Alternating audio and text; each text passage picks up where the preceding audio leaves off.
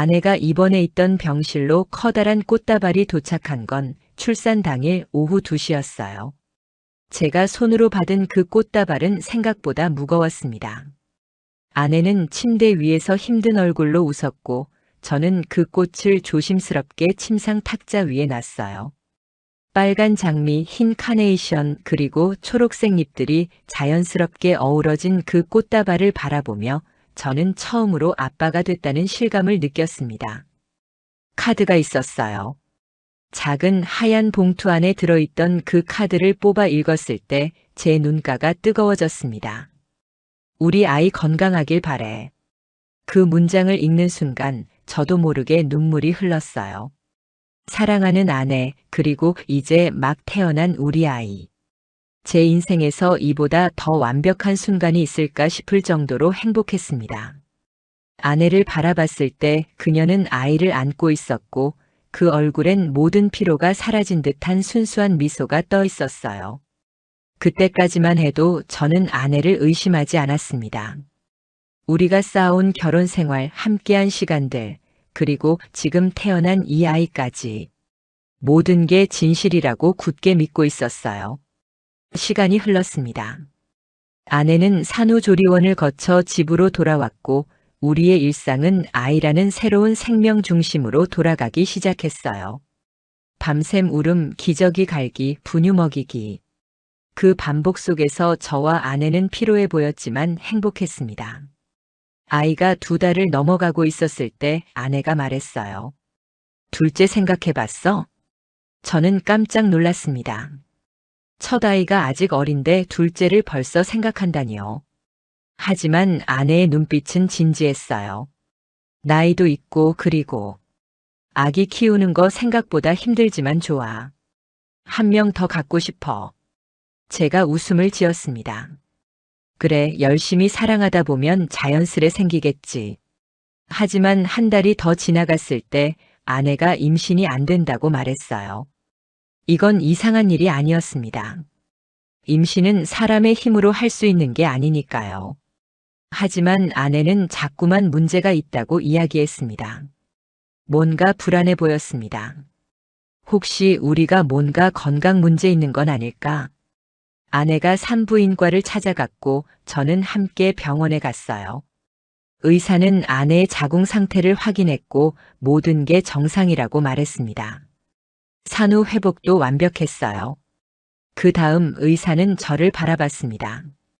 혹시 남편분도 정액 검사 받아보셨나요? 부부 불임은 대부분 부부 둘 다 확인해 봐야 합니다. 저는 이전에 특별한 문제를 느낀 적이 없었어요. 하지만 의사의 권유였고 아내도 고개를 끄덕였습니다. 그래서 저는 검사를 받기로 했어요. 정액 검사. 생각보다 간단한 절차였습니다. 병원의 작은 방에서 샘플을 채취했고 검사 결과는 일주일 뒤에 나온다고 했어요. 그 일주일은 평범했습니다. 저는 검사 결과를 별로 심각하게 생각하지 않았거든요. 뭔가 문제가 있을 리 없다고 생각했습니다. 그런데 의사가 전화를 했어요. 남편분, 결과가 나왔는데 한번 오실 수 있을까요? 진료실에서 직접 설명해 드리고 싶습니다. 뭔가 이상했어요. 일반적으로 문제가 없으면 전화로 말하는데 진료실에 오라고 했거든요. 저는 불안감을 느낀 채로 병원을 찾아갔습니다. 의사실 문을 열었을 때 의사의 표정이 심각했습니다. 의사는 저를 앉히더니 천천히 말했어요. 검사 결과를 봤는데요. 정자가 거의 형성되지 않고 있습니다. 그 말이 이해가 안 갔습니다. 정자가 없다고요? 의사가 차분한 목소리로 계속했어요. 네. 더 정확한 진단을 위해 정밀 검사가 필요합니다. 하지만 결과는 선천성 무정자증일 가능성이 높습니다. 정자 형성이 제대로 되지 않는 상태를 의미하죠. 제 뇌가 먹통이 되는 기분이었어요. 이건 뭔가 잘못된 거 아닌가 싶었습니다. 그럼 지금까지는 어떻게? 제 목소리가 떨렸습니다. 의사가 제 얼굴을 자세히 바라봤어요. 혹시 과거에 외상이나 수술 경력이 있으신가요? 아니요. 없습니다. 의사가 고개를 끄덕이며 말했습니다. 그럼 선천적인 문제일 가능성이 높습니다. 정밀 검사를 해보겠지만 아마 결과는 비슷할 것 같습니다. 저는 진료실을 나왔어요. 발걸음이 자동으로 움직이고 있었습니다. 손가락이 떨렸고 얼굴이 화끈거렸어요. 정자가 없다고요? 그럼 지금 우리 집에 있는 저 아이는 누구의 아이입니까? 이 질문이 제 뇌를 관통했습니다. 수천 수만 개의 생각이 한 번에 밀려왔어요. 하지만 동시에 다른 가능성도 생각해 봤습니다. 혹시 검사 실수는 아닐까? 혹은 병원이 잘못된 건 아닐까? 집에 도착했을 때 아내가 현관에서 아이를 안고 있었습니다. 결과는? 아내가 물었어요. 저는 웃음을 지으려고 했지만 얼굴이 굳어 있었을 겁니다. 나중에 말할게. 피곤해.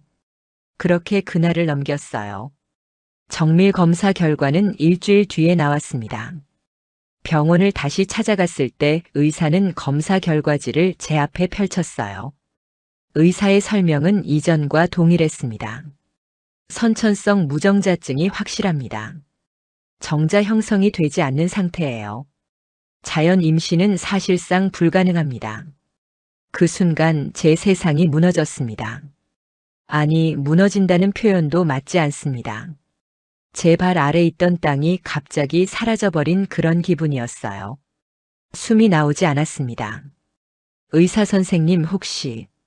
저는 조심스럽게 지금의 상황에 대해서 물었어요. 혹시 과거에 치료받으신 적이 있으신가요? 이런 상태라면 지금까지 임신이 될 리가 없거든요. 의사는 한숨을 쉬었어요.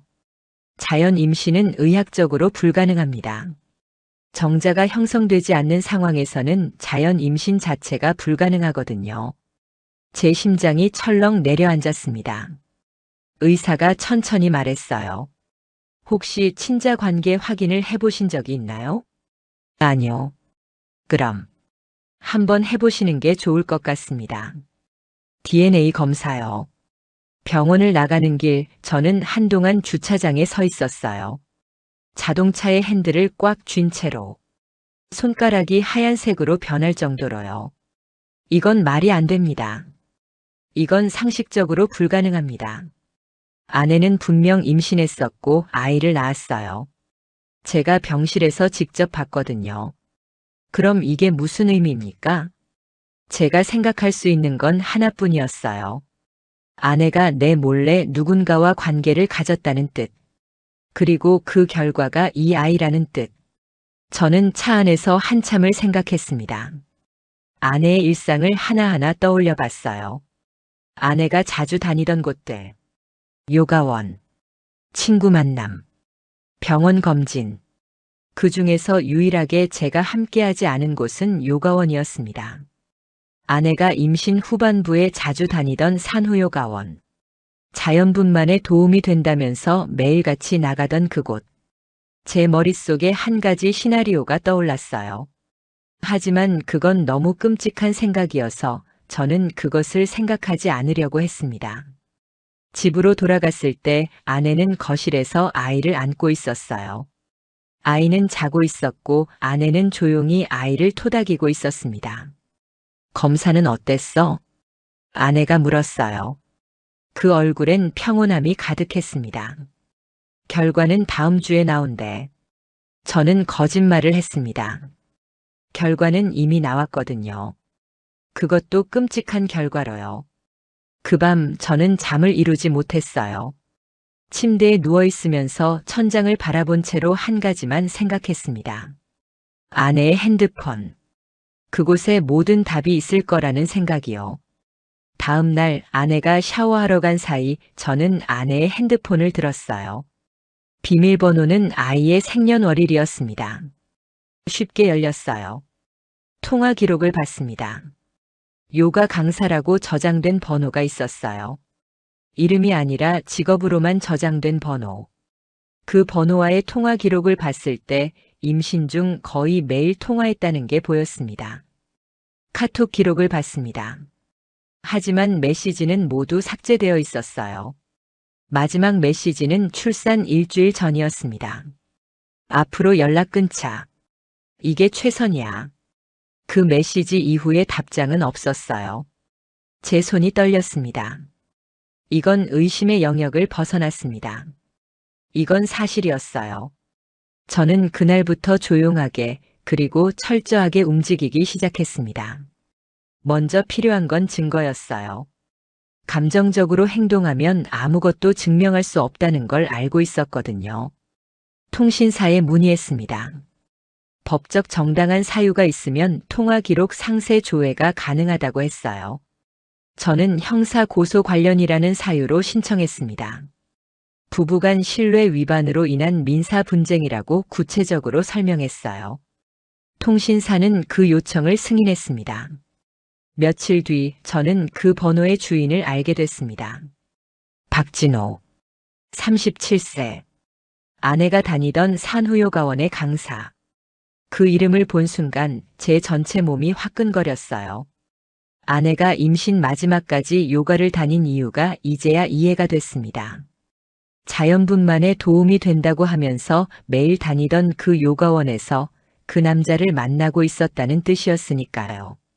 하지만 통신 기록만으로는 부족했어요. 저는 더 구체적인 증거가 필요했습니다. 요가원 근처의 가게들을 돌아다니며 CCTV가 있는지 찾기 시작했습니다. 정말 우연처럼 요가원 옆에 있던 약국 건물의 출입구에 카메라가 달려 있었어요. 그 카메라는 약국 앞에 벤치까지 비추고 있었습니다. 건물 관리 사무소를 찾아갔습니다. 죄송한데요. 지난달 CCTV 자료 조회가 가능할까요? 개인적인 일로 필요합니다. 어느 날짜요? 임신 후반기 대략 2달 전부터 1달 전까지. 운 좋게도 그 건물의 CCTV는 45일간 보관되고 있었어요. 제가 찾는 시기는 39일 전, 정확히 보관 기간 안에 들어가 있었습니다. 기다렸어요. 정말 긴 시간을 기다렸습니다. CCTV 자료가 USB에 담겨오는 날까지요. 집에 와서 컴퓨터를 켰을 때 손가락이 떨렸어요. 영상을 재생했습니다. 화면에 보인 건 아내였어요. 출산 약 1달 전의 모습. 배가 많이 나온 상태로 약국 앞 벤치에 앉아 있었고 옆에는 남자가 있었습니다. 그 남자는 아내의 배 위에 손을 올려놓고 있었고 아내는 고개를 끄덕이며 무언가를 말하고 있었어요. 영상은 약 3분가량 이어졌습니다. 그 3분 동안 두 사람은 마치 연인처럼 다정하게 대화했어요. 아내의 입이 움직였고 남자가 웃음을 짓는 게 보였습니다. 그들은 함께 일어나 약국 안으로 들어갔어요. 제 손이 떨렸습니다. 마우스를 클릭해서 영상을 일시 정지했고 그 장면을 오래도록 바라봤어요. 이건 더 이상 의심이 아니었습니다. 이건 현실이었어요. 그 밤 저는 침대에서 천장을 바라본 채 밤새 깨어 있었습니다. 다음 날 아침 저는 변호사 사무실로 전화를 걸었어요. 불륜으로 인한 이혼 및 친자 부존재 확인 소송을 진행하고 싶습니다. 의학적 증거와 CCTV 영상이 있습니다. 변호사는 사무실로 오라고 했습니다. 제가 모든 증거를 챙겨 변호사를 찾아갔을 때 변호사는 차분한 표정으로 자료들을 하나하나 검토했어요. 정밀 정액 검사 결과, CCTV 영상, 통신 기록, 신용카드 사용 내역. 이 정도면 충분합니다. 변호사가 말했어요. 소송을 시작해도 괜찮습니다. 법적으로 아주 유리한 상황입니다. 그 순간 저는 뭔가 끝나가는 것 같은 기분을 느꼈어요. 내 인생의 한 장이 무너지는 소리가 들렸습니다. 하지만 동시에 또 다른 무언가가 시작되는 기분도 들었어요. 제가 깊게 숨을 내쉬며 말했습니다. 그럼 시작합시다. 우선 친자 부존재 확인부터. 변호사와의 상담을 마친 뒤 저는 집으로 돌아왔어요. 아내는 여전히 평온한 얼굴로 아이를 안고 있었습니다. 그 모습을 보며 저는 한 가지 결심을 했어요. 이 상황을 더 이상 혼자만 알고 있을 수는 없었습니다. 하지만 성급하게 행동하면 아내가 증거를 없애버릴 수도 있었어요. 저는 조용하게 그리고 철저하게 모든 것을 준비해야 했습니다. 그 다음 주부터 저는 거실 곳곳을 조용히 살펴보기 시작했어요. 아내가 처가로 간 사이 저는 책장, 서랍, 옷장까지 꼼꼼히 들여다봤습니다. 찾던 것이 무엇인지는 스스로도 명확하지 않았지만 뭔가 있을 거라는 확신이 있었어요. 그렇게 일주일이 지났을 때 거실 책장 뒤 서랍 깊은 곳에서 저는 그것을 발견했습니다. 낡은 핸드폰. 회색 액정이 칙칙한 아마 5년 전쯤의 구형 스마트폰이었어요. 충전기도 함께 보관되어 있었습니다. 이건 아내가 옛날에 쓰던 폰이었을 겁니다. 버리려다가 그냥 놔뒀던 것처럼 보였어요. 저는 심장이 철렁하는 기분을 느꼈습니다. 폰에 전원을 넣었어요. 부팅되는 동안 손가락이 떨렸습니다. 화면이 켜졌을 때 제 눈을 의심했습니다. 갤러리. 그곳에는 아내의 사진들이 가득했는데 모두 이상한 것들이었어요. 예쁘게 단장한 아내의 셀카들. 하지만 그 배경은 어딘지 모를 낯선 장소였습니다. 침대. 그리고 그 침대 옆 탁자 위에는 항상 같은 브랜드의 캔 커피가 놓여 있었어요. 사진의 날짜를 확인해 봤습니다. 임신 중기부터 임신 후기까지 최소 3개월 이상의 기간이었어요. 그리고 그 사진들이 찍힌 날짜들은 모두 제가 지방 출장을 다녀온 날들과 겹쳐 있었습니다. 제 손이 떨렸어요. 마우스처럼 움직일 수 없었습니다. 더 깊이 파고들었습니다. 메모장을 열었어요. 거기엔 일기처럼 적힌 글들이 있었습니다. 날짜별로요. 오늘 그 사람과 만났다. 우리 몸이 닿을 때마다 죄책감이 밀려온다. 하지만 멈출 수가 없다. 남편은 모를 거야. 항상 일만 많으니까. 내가 요가 다녀온다고 해도 의심 안 할 거야. 배가 불러오고 있다. 이 아이는 정말 누구의 아이일까? 생각만 해도 무서워진다. 하지만 이미 늦었다. 만나는 게 마지막이라고 했다. 이제부터는 남편과의 삶을 새롭게 시작해야 한다. 아니, 아이를 위해 애써야 한다. 메모의 마지막 줄은 출산 일주일 전이었습니다. 그 폰을 손에서 놓을 수 없었어요. 제 몸이 얼어붙는 기분이었습니다. 이건 더 이상 의심이 아니었습니다.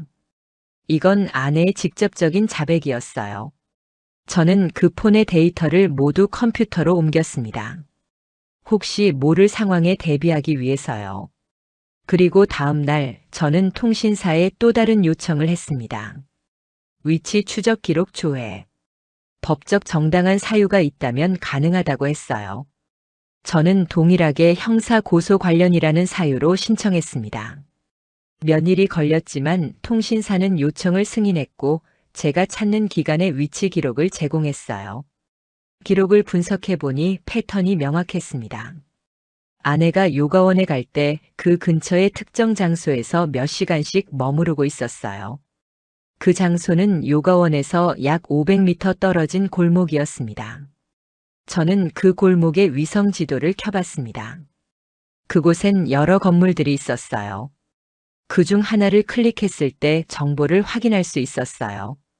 원룸텔 장기 투숙 가능. 제 가슴이 철렁했어요. 저는 그 원룸텔을 찾아갔습니다. 낡은 건물이었어요. 외벽이 벗겨져 있고 간판도 칙칙한 그런 곳이었습니다. 혼자 들어가진 못했지만 건물 옆 작은 카페에 앉아서 그 건물을 바라봤어요. 그곳에서 나오는 사람들을 관찰했습니다. 낮 시간에 나오는 사람들은 거의 없었어요. 아내가 요가를 다닌다고 말하던 시간대인 오후 2시부터 4시 사이에 저는 몇 번 아내가 그 건물으로 들어가는 모습을 봤습니다. 그리고 그 뒤에는 항상 한 명의 남자가 따라 들어갔어요. 제 주먹이 저절로 쥐어졌습니다. 변호사를 다시 찾아갔어요. 원룸텔의 투숙 기록을 조회할 수 있을까요? 변호사가 고개를 끄덕였습니다. 법적 사유만 있으면 가능합니다. 하지만 민간시설이라 시간이 좀 걸릴 수 있어요. 일주일 뒤 변호사는 저에게 하나의 파일을 건넸습니다. 조회가 나왔습니다. 파일을 펼쳤어요. 그곳엔 투숙 기록이 있었습니다. 아내의 이름으로 예약된 기록. 그리고 그 예약자 명의는 박진호였어요. 파일엔 신분증 사본도 붙어 있었습니다. 얼굴이 나온 신분증. 그 남자의 얼굴이 또렷하게 보였어요. 이제 충분한 증거가 있습니다. 변호사가 말했어요. 소송을 시작할 준비가 되셨나요? 저는 한동안 대답하지 못했습니다. 다만 고개만 끄덕였어요.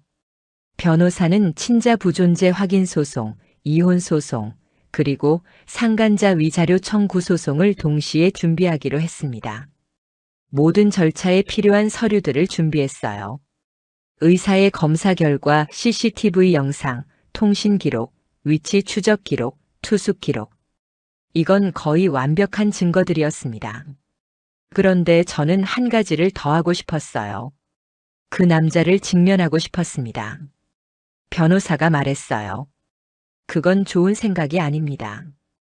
감정적으로 대응하면 나중에 문제가 될 수 있어요. 그래도 한 번은 봐야 해요. 저는 고집을 피웠습니다. 이 남자가 뭔지 확인하고 싶거든요. 그리고 충분히 증거가 있으니까 문제될 건 없을 겁니다. 변호사는 한숨을 쉬었지만 결국 허락했어요. 저는 아내에게 말했습니다. 친정에 간다고 했었지? 아내가 고개를 끄덕였어요. 응. 내일부터 좀 가 있으려고. 힘들어서 엄마한테 부탁하고 나도 좀 쉬려고. 그래. 잘 다녀와. 푹 쉬고. 그 다음날 아침 아내가 처가로 가는 것을 확인한 뒤 저는 요가원으로 향했습니다. 상가 건물 3층. 간판엔 웰리스 힐링 요가라고 적혀 있었어요. 문을 밀고 들어갔습니다. 그 안에서 저는 그 남자를 봤어요. 박진호였습니다. 요가 매트를 정리하고 있던 그 남자. 그의 얼굴은 신분증보다 더 불쾌해 보였습니다. 남자는 저를 바라봤어요. 어서 오세요. 수업 예약하셨나요? 저는 천천히 그에게 다가갔습니다.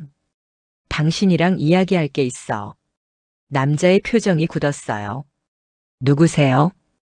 박진호, 너랑 만난 그 여자의 남편이야. 남자의 얼굴이 창백해졌습니다. 저는 봉투를 내밀었어요. 그 안엔 모든 증거들이 들어있었습니다. 사진, 기록, 투숙 증명. 남자는 봉투를 떨리는 손으로 열었습니다. 이게 뭐예요? 증거야. 넌 아내와 만났고 아내는 임신 중에도 너를 만났어. 그리고 아이는 너의 아이야. 법원에서 만나자. 그때 다시 말하면 된다. 저는 요가원을 나왔어요. 다음 날 아침 저는 변호사에게 전화했습니다. 소송 시작합시다. 법원에 소장을 접수한 지 2주 뒤 첫 번째 공판 기일이 잡혔습니다. 법정에 들어갔을 때 저는 혼자였습니다. 변호사는 제 옆에 앉았고 맞은편에는 아무도 없었어요. 아내도 박진호도 나타나지 않았습니다. 판사가 말했습니다. 피고들이 불출석했습니다. 재소환을 진행하겠습니다. 그날 법정을 나오며 저는 처음 느껴봤어요. 이 싸움이 얼마나 길어질 거라는 걸요. 그리고 더 이상 뒤로 물러날 수 없다는 걸요. 소장 접수 이후 제 일상은 완전히 바뀌어 버렸어요. 아침에 눈을 떠도 법정 일정이 먼저 생각났고 밤에도 잠이 오지 않았습니다. 변호사와의 통화가 일상이 되었고 증거들을 계속 정리해야 했어요. 아내도 제가 그 남자를 만났다는 소식을 들었는지 집으로 돌아오지 않았어요. 그 아이가 제 아이라는 생각이 들지 않았습니다. 박진호는 어디론가 사라졌어요. 요가원은 폐업 상태가 됐고 그의 핸드폰도 꺼져 있었습니다. 첫 번째 재판 기일이 다시 잡혔습니다. 이번엔 아내와 박진호 모두 출석했어요. 법정에 들어갔을 때 제가 받은 충격은 예상 밖이었습니다. 아내의 옆에는 변호사가 서 있었고 그 뒤에는 처가 댁 식구들이 앉아 있었어요. 장모님, 장인어른, 그리고 아내의 오빠까지. 전원이 법정에 나타났습니다. 박진호는 맨 뒤에 혼자 앉아 있었고 그의 옆에도 변호사가 있었습니다. 두 편으로 나뉜 법정. 제가 혼자라는 것이 그제야 느껴졌어요. 판사가 말했습니다. 피고 측이 마련한 서면을 먼저 듣겠습니다. 아내의 변호사가 일어났어요. 피고는 본건에 대하여 다음과 같이 주장합니다. 변호사가 종이를 펼쳤습니다. 원고는 혼인 관계 중 정서적 학대를 피고에게 지속적으로 가했습니다. 임신 기간 중에도 원고는 피고에게 무관심했으며 병원 방문도 거의 함께하지 않았습니다. 피고는 극심한 정서적 고통 속에서 아이를 출산했고 출산 직후에도 원고의 방치는 계속됐습니다. 법정이 조용해졌어요. 저는 자리를 박차고 일어날 뻔했습니다. 변호사가 계속했습니다. 이러한 상황에서 피고가 타인과의 만남으로 정서적 위안을 찾은 것은 원고의 기만과 학대에 대한 자연스러운 반응입니다. 따라서 혼인 파탄의 책임은 원고에게 있으며 원고가 피고에게 위자료를 지급해야 합니다. 제 얼굴이 화끈거렸어요. 이건 말도 안 되는 주장이었습니다. 또한 아이의 친자 문제는 원고의 검사 과정에서 기인한 오류일 수 있습니다. DNA 검사가 항상 신뢰할 만한 것은 아니기 때문입니다. 저는 결국 자리에서 일어났습니다. 그건 거짓말입니다. 판사가 쟤를 바라봤어요. 침착해 주십시오. 제 변호사가 제 팔을 잡아 다시 앉혔습니다. 먼저 원고 측의 주장을 들어보겠습니다. 제 변호사가 일어섰어요. 원고는 이혼 기간 내내 피고를 신뢰했으며 애정을 가지고 행동했습니다. 피고가 주장하는 정서적 학대는 사실이 아니며 오히려 피고가 의도적으로 원고를 기만했습니다. 변호사가 증거들을 제시했어요. 통신 기록, 위치 추적 기록, CCTV 영상. 피고는 임신 기간 중 지속적으로 상간자와 만났으며 그 증거는 명확합니다. 원고는 이 모든 사실을 최근에 알게 됐으며 피고야말로 본 혼인관계를 파괴한 주체입니다. 아내의 변호사가 다시 일어났습니다. 그 영상과 기록이 조작되었을 가능성은 없습니까? 조작되었다는 증거가 있습니까? 없지만 기술 발전으로 위조가 가능한 시대입니다. 이건 황당했어요. 근거 없는 주장이었습니다. 판사가 말했습니다. 증거 대조를 위해 영상을 법정에서 재생하겠습니다. 법정 스크린이 켜졌어요. CCTV 영상이 재생되기 시작했습니다. 화면에 보인 건 아내였어요. 약국 앞 벤치에 앉은 아내. 그리고 박진호. 임신 중인 아내의 배 위에 손을 올려놓고 있는 남자. 법정이 조용해졌습니다. 아내의 얼굴이 창백해졌어요. 방청석의 처가 댁 식구들도 영상을 바라보고 있었습니다. 판사가 말했습니다. 현재 영상을 보면 피고와 상간자 간의 신체적 접촉과 정서적 교감이 명백히 보입니다. 기존 주장과 영상 내용 사이에 모순이 존재합니다. 아내의 변호사가 다시 말했습니다. 피고는 현재 그 영상이 맥락이 빠진 것이라고 주장합니다. 판사가 아내를 바라봤어요. 피고인, 이 영상에 대해 설명해 주십시오. 아내가 입을 떠는데 시간이 걸렸습니다. 끊으려고 했습니다. 그런데 무서웠어요. 아내의 목소리가 떨렸어요. 그 사람이 협박했어요. 아이가 자신의 아이라는 걸 알려준다고. 아내가 눈물을 흘렸습니다. 저는 그 말이 거짓인 줄 알고 있었어요. 아내의 낡은 폰에 적힌 메모에서 분명히 봤거든요. 그 사람은 아무것도 모르고 가버렸다. 박진호의 변호사도 말했습니다. 피의자는 피고의 행동이 일방적이었다고 주장합니다. 처음엔 요가 수업 차원이었으나 피고가 계속 연락을 원했고 남편과의 갈등을 토로했다고 합니다. 따라서 본 관계는 상호 합의하에 이루어진 것이 아닙니다. 이건 또 다른 거짓이었어요. 제 변호사가 말했습니다. 피고인 측의 주장은 증거와 모순됩니다. 통신 기록을 보면 상간자가 지속적으로 먼저 연락을 주고받았습니다. 통신 기록들이 화면에 띄워졌어요. 박진호가 보낸 메시지들이 보였습니다. 모두 아내에게 먼저 연락한 것들이었어요. 아내의 변호사가 다시 말했습니다. 피고는 현재 본건에 대해 전부 인정하지 않습니다. 다만 혼인 파탄의 책임은 원고의 학대에 있다고 주장합니다. 판사가 고개를 기울였어요. 학대의 구체적 내용은 무엇입니까? 처가 댁이 준비한 진술서가 제출됐습니다. 장모님이 준비한 글이었어요. 사위는 며느리가 임신 중에도 관심을 기울이지 않았습니다. 병원 동반도 거의 하지 않았고 집안일도 전혀 돕지 않았습니다. 며느리는 매일 남편의 무관심으로 울었습니다. 제 변호사가 말했습니다. 피고인의 임신 기간 중 의료 기록을 제시합니다. 병원 방문 기록엔 남편의 동반 방문이 적혀 있습니다. 또한 신용카드 사용 기록을 보면 원고가 피고를 위해 산전용품을 충분히 구매했음을 알 수 있습니다. 제 신용카드 기록들이 화면에 띄워졌어요. 모성복, 영양제, 산전검진용품 모두 제 카드로 구매한 것들이었습니다. 따라서 피고 측의 주장인 학대와 방치는 사실이 아닙니다. 법정은 점점 복잡해져 갔어요. 아내는 계속해서 상간자와의 만남을 부인했고 박진호는 아내의 일방적 접근이라고 주장했습니다. 그리고 둘 다 그들의 관계를 완전히 부정했어요. 심지어 아내는 아이의 친자 관계를 부인하기 시작했습니다. 아이가 제 아이일 가능성도 있고 아닐 가능성도 있습니다. 저도 확실하지 않아요. 판사가 제 얼굴을 봤어요. 원고인, 이 말이 맞습니까? 그건 말이 안 됩니다. 제 의료 기록과 DNA 검사 결과가 모두 있습니다. 제 변호사가 모든 의료 기록을 제시했어요. 병원 진료 기록, 검사 결과지, DNA 검사 보고서. 모든 것이 명확했습니다. DNA 검사 결과는 0%입니다.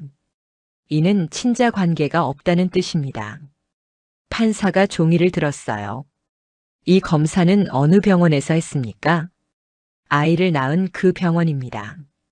아내의 변호사가 갑자기 말했습니다. 그 병원이 과실을 범했을 가능성은 없습니까? 검사 과정에서 오류가 있었을 수도 있습니다. 판사가 깊게 숨을 쉬었어요. 이건 의료 분쟁의 영역입니다. 별개의 감정 절차가 필요할 수도 있습니다. 제 변호사가 말했습니다. 다른 병원에서의 재검사를 제안합니다. 제3의 기관에서 검사를 하면 더욱 명확해질 것입니다. 판사가 고개를 끄덕였어요. 양측 모두 제3의 병원에서의 재검사에 동의합니까? 제 변호사가 동의했고 아내의 변호사는 한참을 망설였다가 결국 동의했습니다. 박진호는 아무 말도 하지 않았어요. 법정을 나오며 저는 뭔가 이상한 기분을 느꼈습니다. 이 싸움이 단순하지 않다는 걸 깨달았어요. 아내와 그 가족들이 얼마나 조직적으로 움직이고 있는지, 그리고 그들이 얼마나 거리낌 없이 거짓말을 할 수 있는지를 봤거든요. 복도에서 아내와 마주쳤습니다. 그녀는 저를 바라봤어요.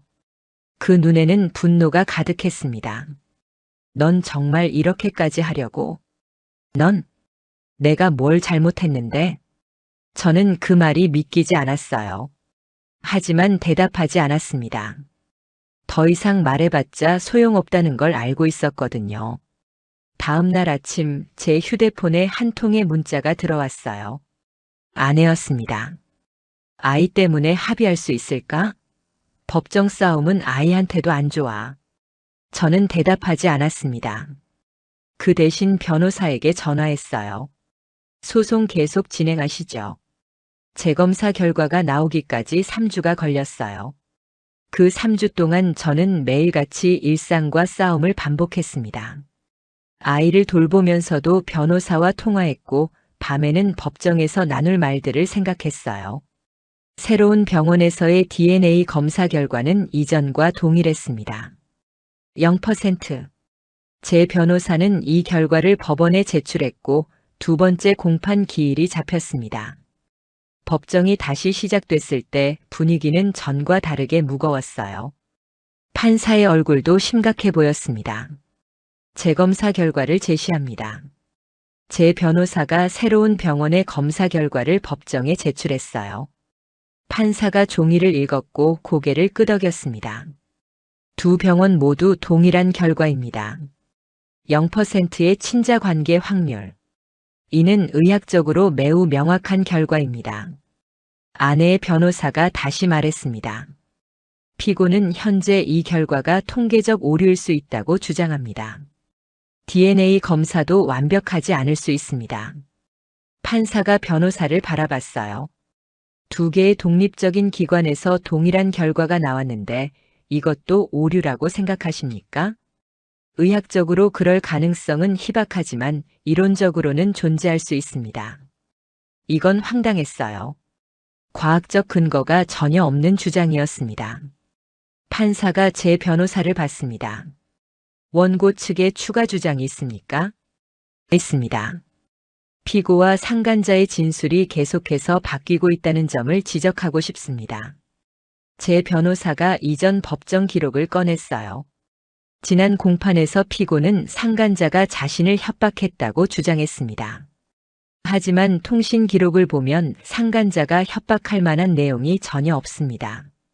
오히려 피고가 먼저 연락을 주고받았습니다. 법정 화면에 통신 기록들이 떴어요.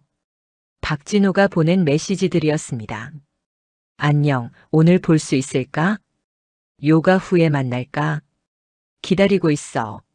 모두 박진호가 먼저 보낸 메시지였어요.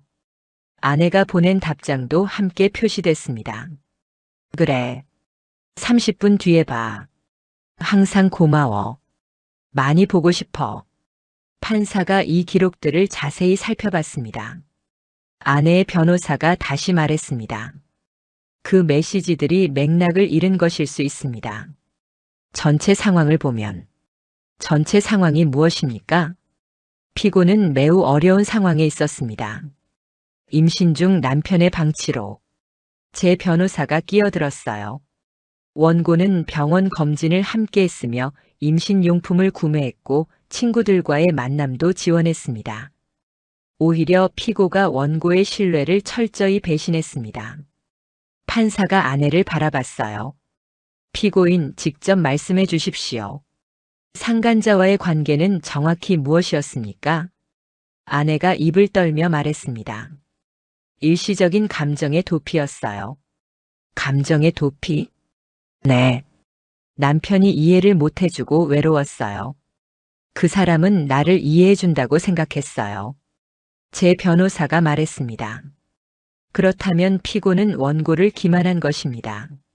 원고는 아무것도 모르고 있었으니까요. 그게 기만이라고 보십니까? 개인의 감정 표현이 아닙니까? 판사가 제 변호사를 바라봤어요. 뭔가 다른 뉘앙스가 느껴졌습니다. 마치 판사도 이 상황을 복잡하게 보고 있는 듯 했어요. 박진호가 증인석에 불려 나왔습니다. 당신은 피고와 어떤 관계였습니까? 박진호가 입을 떼었어요. 저는 단순히 요가 강사였습니다. 피고가 임신 중에 요가 수업을 받으러 왔고 저는 강사로서 그녀를 지도했습니다. 그뿐입니까? 네. 거짓이었어요. 명백한 거짓이었습니다. 그렇다면 피고의 배 위에 손을 올려놓는 행동은 무엇입니까? 그리고 투숙 기록은? 박진호가 순간 얼굴이 창백해졌습니다. 그건 동료 간의 우정이었습니다. 우정이 원룸텔 투숙으로 이어집니까? 판사가 끼어들었어요. 증인 솔직하게 대답하십시오. 당신은 피고와 육체적 관계가 있었습니까? 박진호가 한참 말을 못했어요. 변호사가 그에게 뭔가 속삭였습니다. 일부 사실이 있습니다. 일부 사실이 무엇입니까? 저와 피고는 기간 중 두세 번 만났습니다. 두세 번? CCTV 기록에는 최소 5회 이상이 나오는데 기억을 못했습니다. 이건 황당한 변명이었어요. 판사도 비웃음을 참기 힘들어 보였습니다. 그리고 아이의 친자는 당신이 될 수 있습니까? 박진호가 다시 한번 침묵했어요. 의료적 전문성이 없어서. 간단하게 그럴 수 있습니까? 가능합니다. 법정에 긴장이 흘렀어요. 박진호의 변호사가 말했습니다. 본인은 현재 상황에 대해 책임을 일부 인정합니다.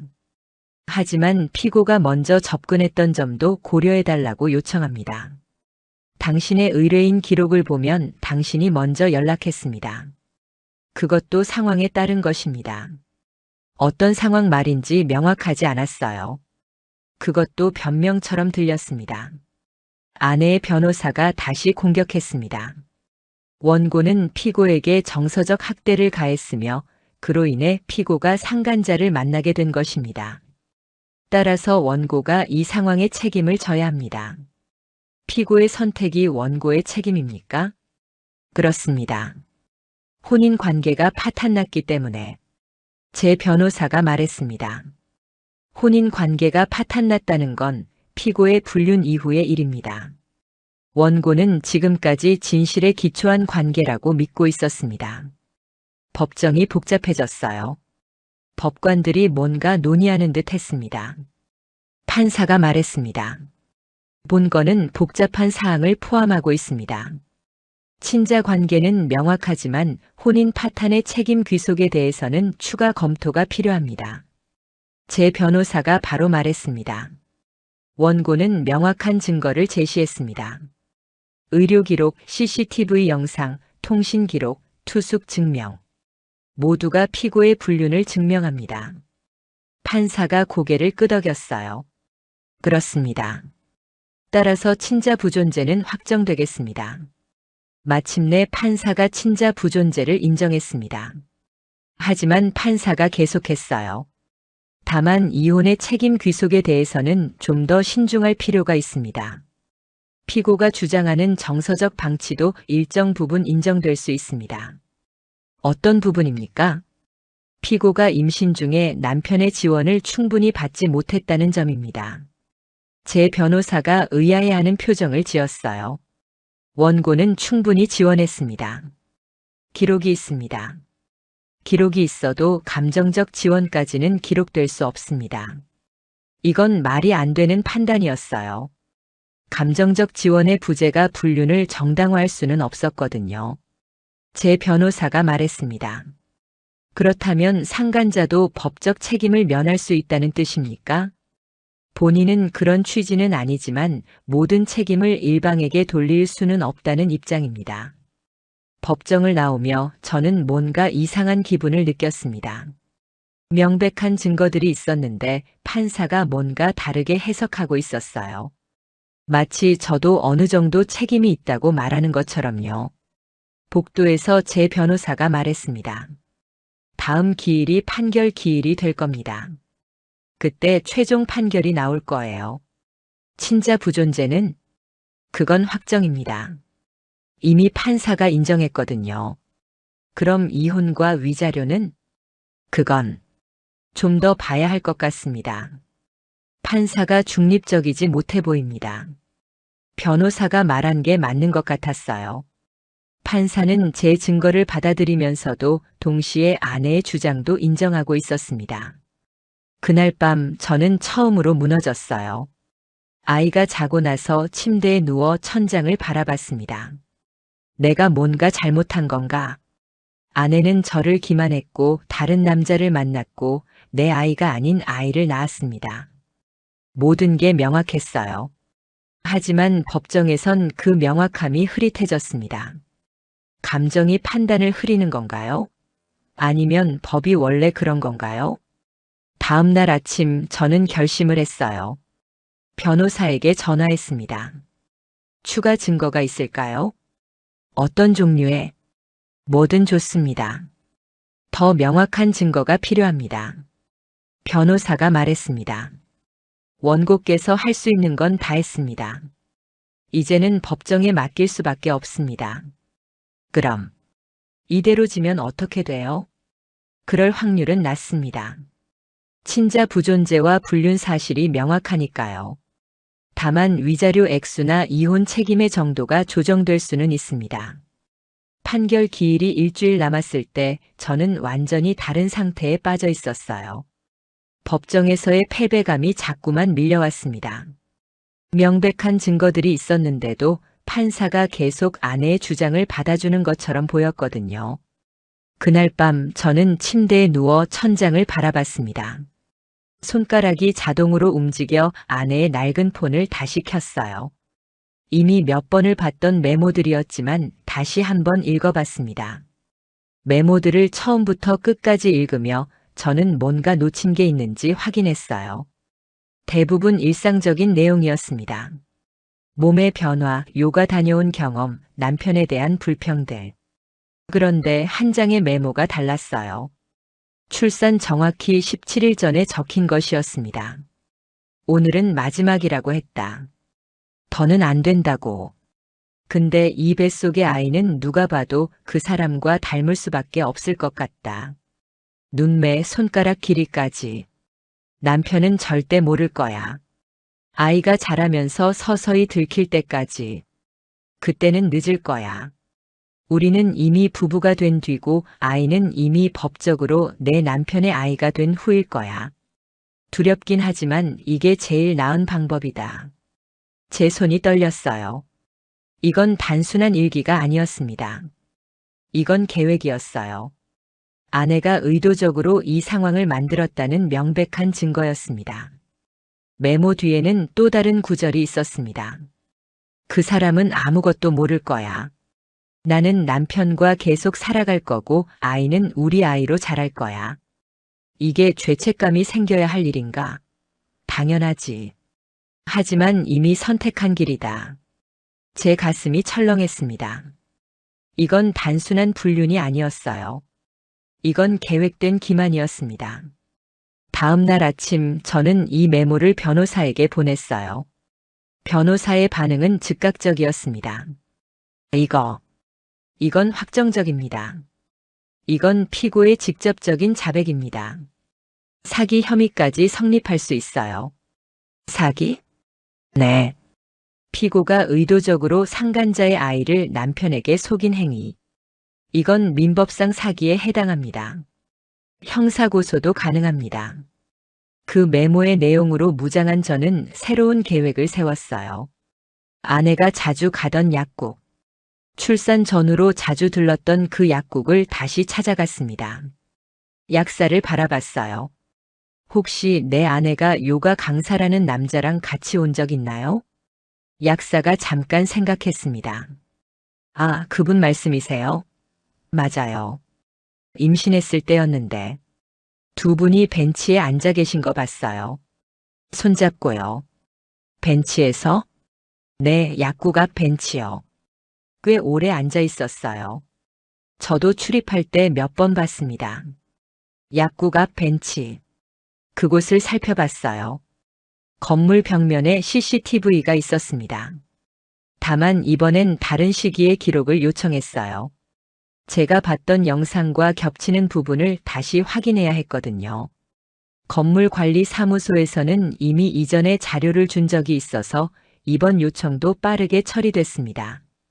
USB를 받았을 때 저는 집으로 가서 바로 컴퓨터를 켰어요. 영상을 재생했습니다. 약국 앞 벤치 장면이었어요. 아내가 그곳에 앉았을 때 박진호가 나타났습니다. 두 사람은 손을 잡았고 박진호는 아내의 배 위에 손을 올려놓았어요. 하지만 이번 영상에는 음성도 함께 기록되어 있었습니다. 완벽하진 않지만 들을 수 있는 수준이었어요. 박진호의 목소리가 들렸습니다. 이건 마지막이야. 우리 끝내자. 아내가 대답했어요. 그래. 알아. 난 우리 남편이랑 아이 키울 거야. 정말? 응. 이미 결정했어. 박진호가 아내의 배를 쓰다듬었습니다. 이 아이는 내 아이야. 난 알아. 아내가 웃음을 지었어요. 상관없어. 이제부턴 그 사람 아이야. 이 영상과 메모를 함께 변호사에게 제출했을 때 변호사의 표정이 바뀌었습니다. 이거는 확정입니다. 절대적인 증거예요. 피고가 직접 말했습니다. 아이를 남편에게 속이기로 결정했다고.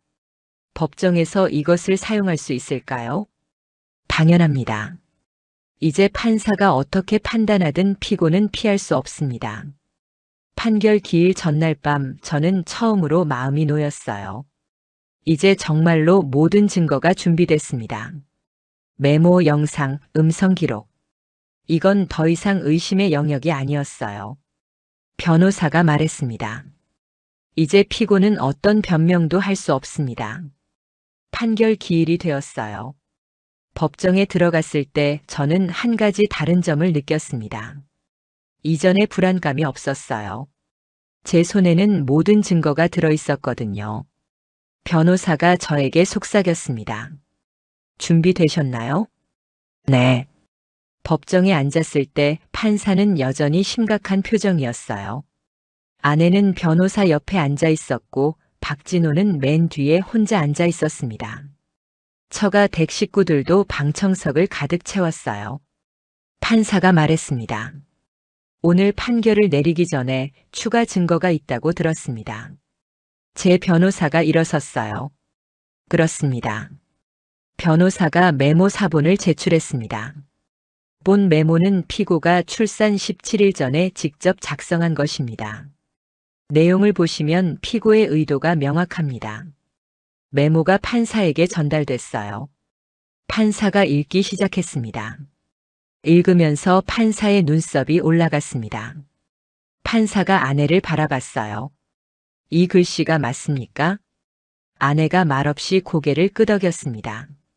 판사가 계속 읽었어요. 마지막 부분에 도달했을 때 판사는 한숨을 쉬었습니다. 남편은 절대 모를 거야. 아이가 자라면서 서서히 들킬 때까지. 그때는 늦을 거야.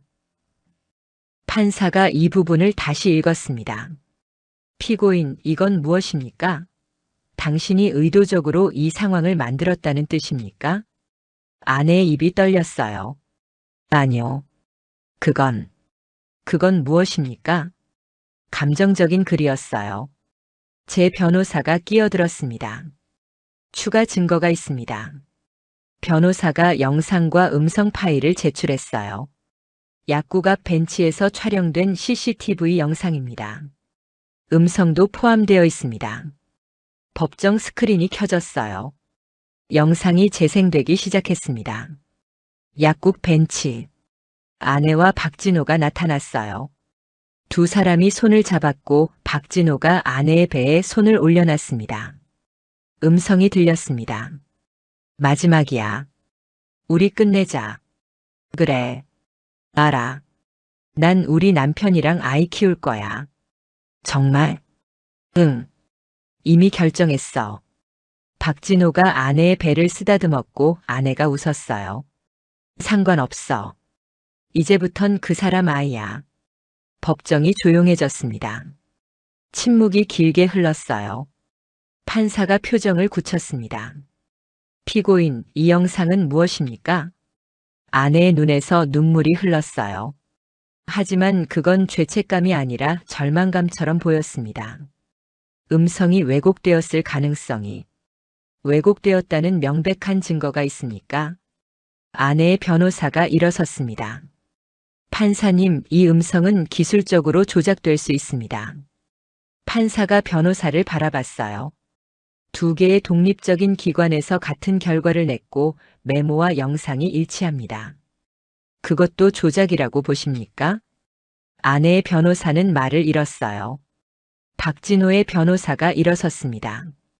피의자는 현재 본 건 전부에 대해 책임을 인정합니다. 다만 감정 참작을 부탁드립니다. 판사가 박진호를 바라봤어요. 당신은 이 음성이 당신의 목소리가 맞습니까? 박진호가 한참을 말을 못했습니다. 네, 맞습니다.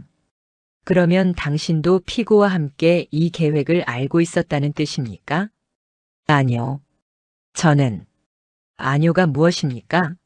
당신의 목소리로 이건 마지막이다. 우리 끝내자고 말했습니다. 당신이 제안한 건 아닙니까? 박진호의 얼굴이 창백해졌어요. 그건 순간의 말이었습니다. 순간의 말이 아니라 계획된 행동입니다.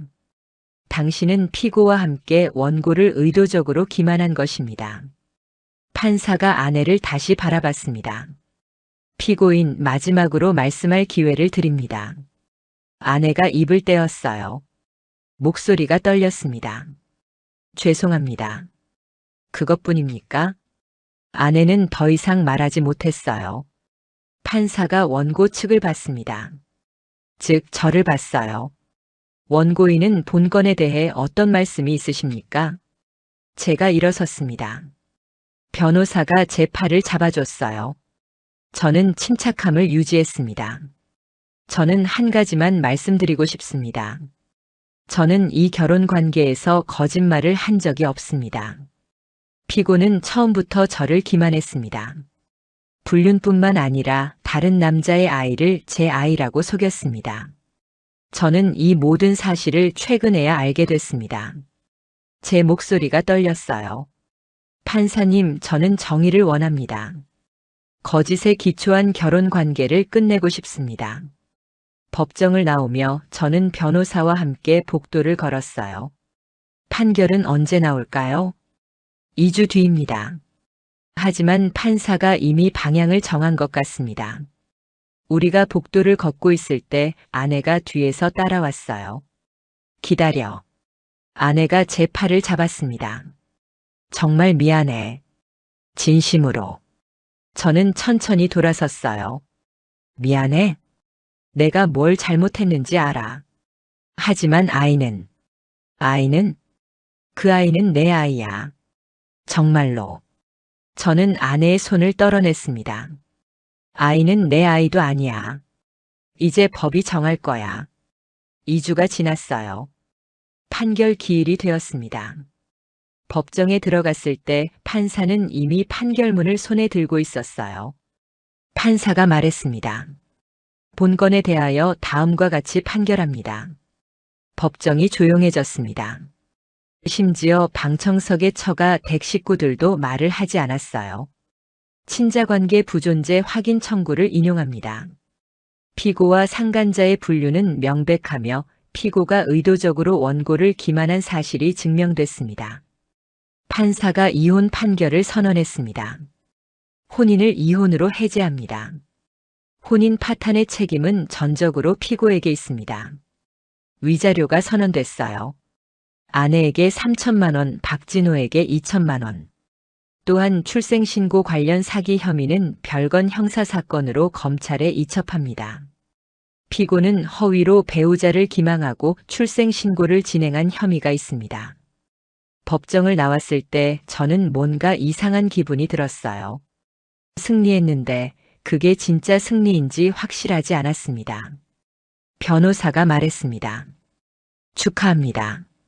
거의 완벽한 판결입니다. 네. 저는 대답했지만 제 마음은 여전히 무거웠어요. 복도에서 아내가 혼자 앉아 있었습니다. 그녀는 처가 댁 식구들이 떠난 뒤 혼자 남겨져 있었어요. 그 모습을 보며 저는 처음으로 연민의 감정을 느꼈습니다. 하지만 그건 순간이었어요. 아내가 해온 모든 것들을 생각하면 그 감정도 사라졌습니다. 저는 법정 건물을 나왔습니다. 판결 이후 2주가 지났어요. 그 시간 동안 저는 거의 움직이지 않았습니다. 판결문을 손에 들었다 놨다를 반복했고 때로는 그 종이를 바라보기만 했어요. 검찰에서 연락이 왔습니다.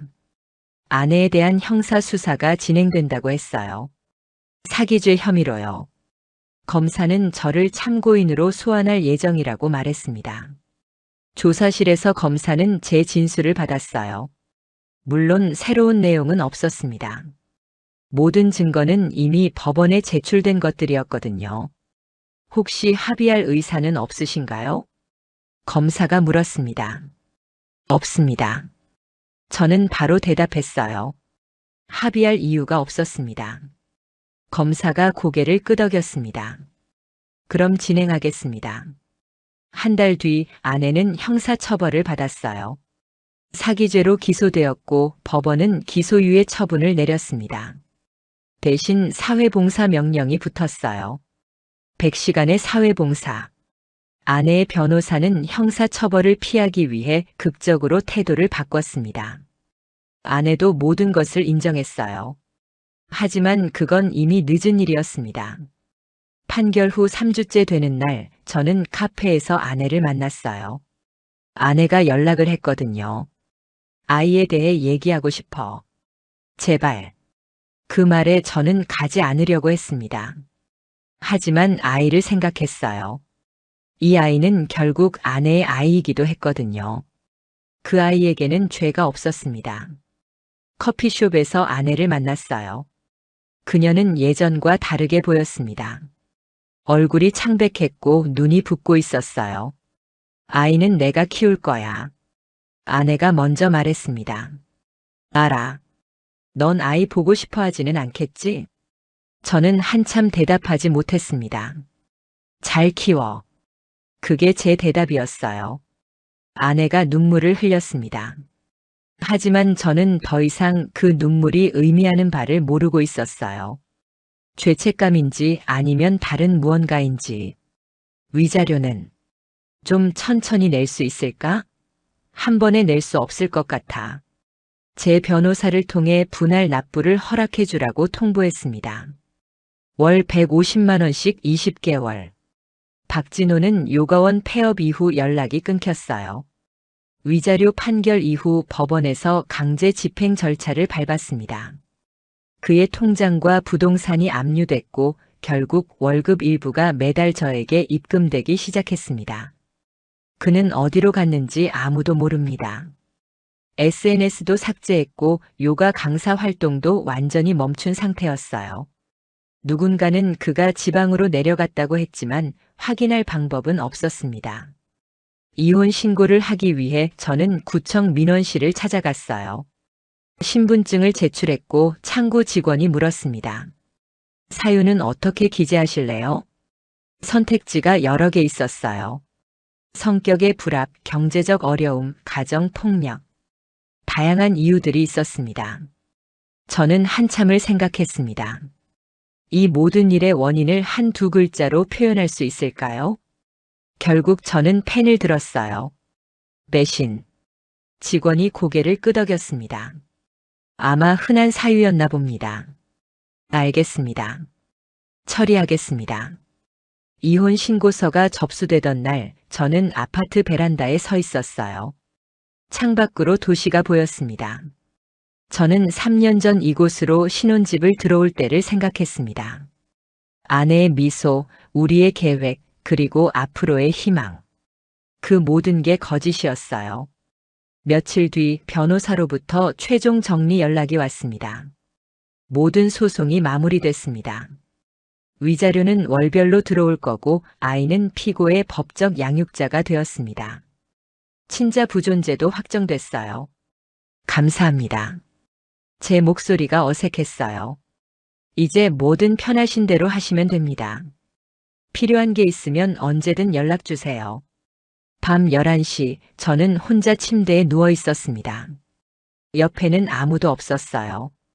예전엔 그곳에 아내가 누워 있었고 그 앞에는 아이의 요람이 있었습니다. 지금은 모두 사라졌습니다. 휴대폰을 들었어요. 뉴스를 봤습니다. 어딘가의 불륜 사건, 또 다른 가정의 파탄. 이건 저만의 이야기가 아니었어요.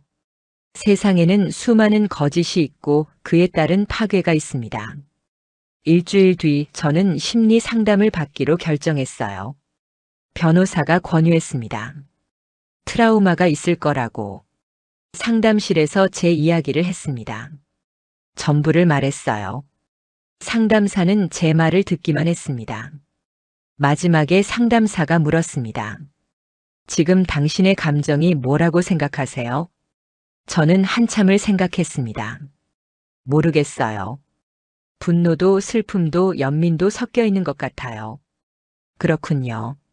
상담사가 고개를 끄덕였습니다. 하지만 당신은 진실을 택했습니다. 그게 당신의 선택이었어요. 한 달이 지났어요. 제 일상은 조금씩 돌아가기 시작했습니다. 회사도 나갔고 친구들도 만났어요. 하지만 뭔가가 달랐습니다. 전과는 다른 시각으로 세상을 보고 있었거든요. 사람들의 말에도 의심이 들었고 약속도 믿기 어려웠습니다. 2개월 뒤 처가 댁에서 연락이 왔습니다. 장모님이었어요. 아이, 한 번만 봐주지 않을래? 저는 침묵했습니다. 아이는 아무 죄가 없으니까. 그 말은 맞았어요. 아이는 정말 아무 죄가 없었습니다. 하지만 그 아이를 보는 것이 제게는 너무 큰 고통이었어요. 이제는 힘들어요. 죄송합니다. 제 목소리가 떨렸습니다. 통화는 여기서 끝났어요. 3개월이 지났을 때 저는 새로운 아파트로 이사했습니다. 이전 집에는 너무 많은 기억이 남아 있었거든요. 이사하는 날 짐을 나르다가 낡은 상자를 발견했어요. 그 안에는 결혼식 사진들이 들어 있었습니다. 저와 아내의 미소가 담긴 사진들. 저는 그 사진들을 한 장씩 들었다가 상자에 다시 넣었어요. 처분하지는 않았습니다. 그냥 둬야 할 것 같았거든요. 6개월이 지났어요. 제 변호사로부터 최종 마무리 통보가 왔습니다. 모든 게 끝났습니다. 단 그 말뿐이었어요. 이제 돌아보면 제 인생은 두 부분으로 나뉘어 있습니다. 그 일이 있기 전과 후. 전에는 저는 사람을 믿었어요. 아내를 믿었고 우리의 미래를 믿었습니다. 후에는 제가 달라졌어요. 더 조심스러워졌고 더 의심 많아졌습니다. 그게 좋은 변화인지 나쁜 변화인지는 여전히 모르겠습니다. 다만 이건 현실이고 제 삶입니다. 누군가는 저를 동정할 것이고 누군가는 저의 행동이 지나쳤다고 할 것입니다. 하지만 제가 택한 길은 이것이었어요. 진실을 추구하는 길. 그리고 지금 저는 그 길 위에 서 있습니다. 혼자 조용히.